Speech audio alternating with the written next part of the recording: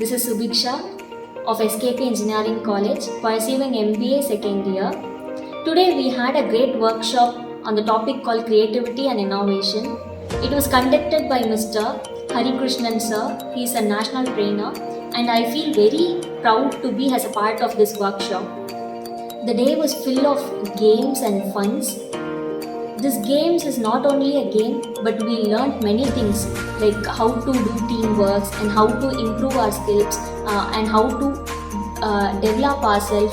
And this is needed for all the MBA students.